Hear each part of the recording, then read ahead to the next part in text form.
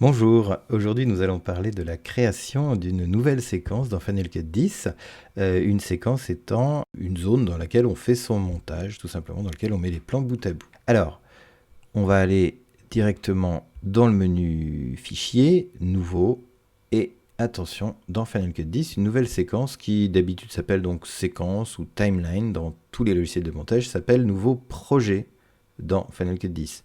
Donc rappelez-vous bien, quand je parlerai d'une nouvelle séquence, qui est le terme vraiment habituel pour un logiciel de montage, on dira un nouveau projet pour Final Cut 10. Voilà.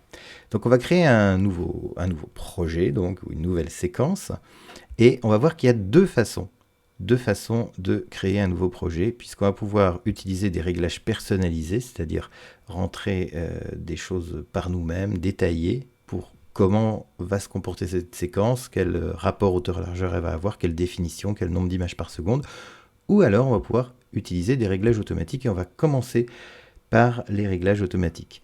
On va appeler ça par exemple séquence test. Voilà. Je valide, il n'y a rien d'autre à faire ici.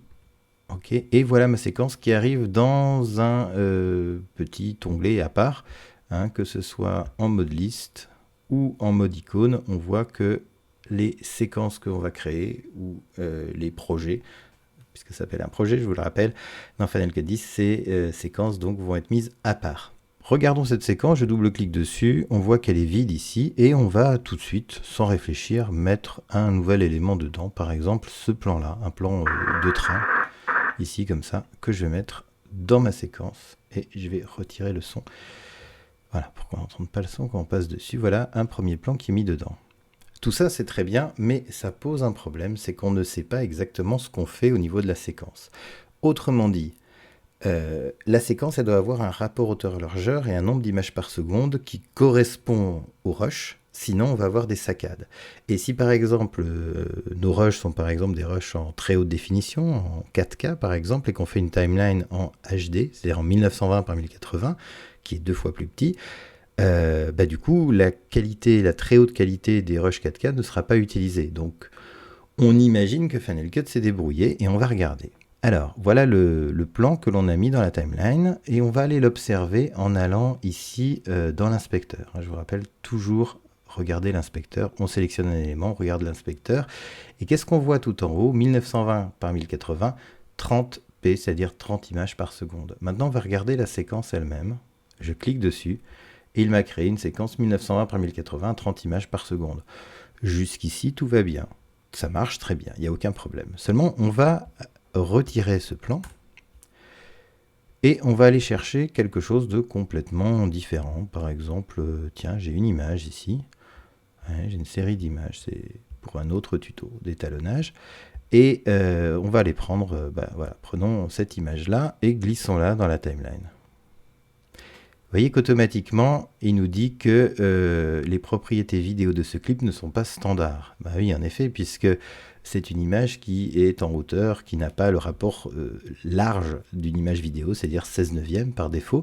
Et ici, on voit que c'est une image qui est en hauteur. Et donc, il me dit, mais qu'est-ce que tu veux faire? Et voilà, c'est à nous, cette fois-ci, d'entrer des propriétés précises. Vous voyez, par exemple, le nombre d'images par seconde n'est plus le nombre d'images par seconde de tout à l'heure. Mais imaginons que je ne sois pas attentif et que je fais OK.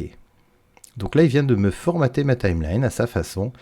Et maintenant que la timeline est formatée en, revoyons ça, 1901 par 1080, 23,98 images par seconde, si je prends maintenant une vidéo et que je la glisse dedans, on va d'abord observer notre vidéo, 1901 par 1080 à 30 images par seconde, et maintenant regardons la séquence, 1920 par 1080 à 23,98 images par seconde. C'est-à-dire que le nombre d'images par seconde ne convient pas à la vidéo et on risque d'avoir une image saccadée. Regardez bien, je ne sais pas si vous ressentez cet effet de saccade très désagréable.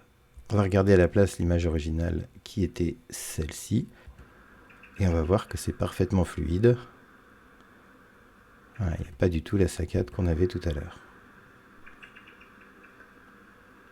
Voilà. Donc, quand on va créer une nouvelle séquence, il va être très important de vérifier les attributs de cette séquence. Et on va le faire maintenant par nous-mêmes. Nouvelle séquence, donc nouveau projet en termes Final Cut 10. On va regarder ça en détail. Je vais utiliser les réglages personnalisés. Et par exemple, ici, je sais que ça a été tourné à partir de mon iPhone. J'ai vérifié que mes plans étaient en 1920 par 1080, donc c'est ce qu'on appelle du 1080p. Voilà. Donc 1920 par 1080, c'est pas du 4K ou des résolutions plus petites ou plus grandes. Et j'ai vérifié également que c'était du 30 images par seconde, donc je vais mettre 30p. Je fais OK. Et maintenant, lorsque je glisse une vidéo dans cette timeline, si je me mets en lecture, on voit qu'on est parfaitement fluide, il n'y a aucun problème cette fois-ci.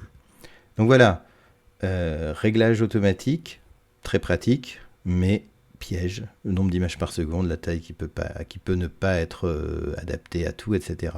Et maintenant, quand je vais mettre une image fixe, voilà, qui a un rapport hauteur-largeur complètement différent de la vidéo, regardez comment ça va se comporter, il n'y a pas de problème, on est toujours ici dans une timeline à 30 images par seconde, elle est réglée.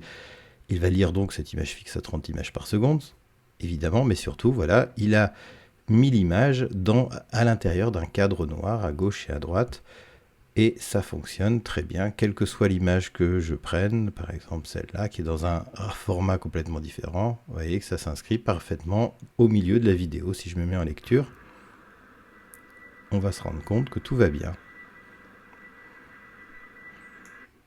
Voilà. Et quand on amène l'autre, on passe à l'autre sans aucun problème.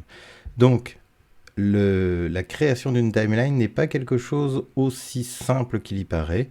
Bien sûr, si vous n'avez, par exemple, si je n'avais ici que des vidéos tournées avec mon iPhone, a priori ça marcherait. Bien que, quelquefois, si on filme de nuit, l'iPhone tourne automatiquement, il passe de 30 images par seconde à 25, par exemple. Donc il se peut que vous ayez tourné avec votre téléphone, avec différentes caméras, et que ces caméras ne soient pas réglées sur le même nombre d'images par seconde. Donc dans ces cas-là, c'est important de définir à l'avance dans quelle résolution et avec quel nombre d'images par seconde on va vouloir travailler. Qu'est-ce qui est le plus important, comment on veut diffuser le clip ensuite, est-ce que c'est uniquement un fichier YouTube ou est-ce que ça doit passer à la télé par exemple. Alors à la télé, ça ne sera pas du 30 images par seconde, pas en Europe, ça sera du 25 images par seconde. Si c'est pour YouTube, du 30 ne pose aucun problème par exemple. La vidéo que vous êtes en train de regarder était montée sur Final Cut 10, ce tuto que vous êtes en train de regarder a même pas 30 images par seconde, mais 50 images par seconde. Et ça passe parce que c'est Internet.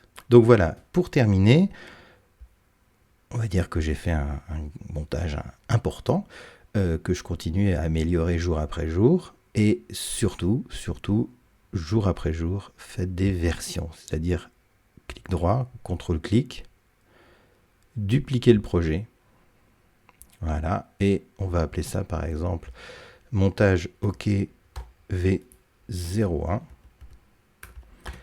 Et donc montage OK V02 et ainsi de suite. Faites des versions dès que vous atteignez une étape importante de votre montage. Par exemple le pré-montage, puis un montage affiné, puis les corrections si par exemple votre producteur ou votre client vous a demandé des corrections, et ainsi de suite. Faites des versions systématiquement pour pouvoir revenir à une étape précédente de votre travail si nécessaire. Et voilà, fin du tuto sur la création d'une timeline.